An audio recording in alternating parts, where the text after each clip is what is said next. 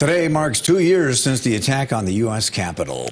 The political and legal fallout is still being determined. And for South Dakota's congressional delegation, it was a day that they will never forget. Kelo's Tom Hansen has a look back. In the 2 years since the attack, police have arrested and charged 978 people. Both of South Dakota's U.S. senators were in the Senate chambers when the violence erupted. Because of his position as party whip, Senator John Thune has extra security who whisked him and other party leaders to a secure location. This is video of them trying to determine their next step. We talked with Thune on that day by phone.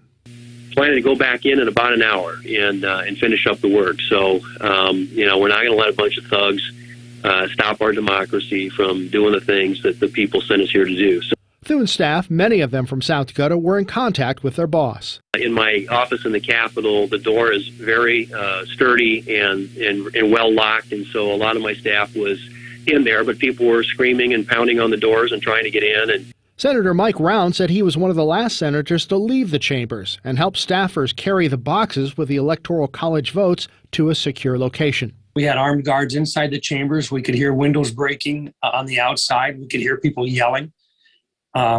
It was not so much, I guess, that I was fearful for myself, but I was pretty sure that we were going to be in the middle of what would be a very bloody day in the Capitol. Representative Dusty Johnson said he was not on the House floor when people flooded in. He was barricaded in a secure location with staff and other members watching the violence unfold on television. A year after the attacks, Johnson reflected on the violence. Of course, I was upset to see, our nation's shrine to democracy, the U.S. Capitol. I mean, this is where we come together to solve problems, not through violence or through yelling or screaming, but through working together.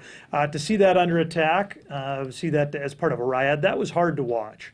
A Sturgis man has been charged in connection with the attack.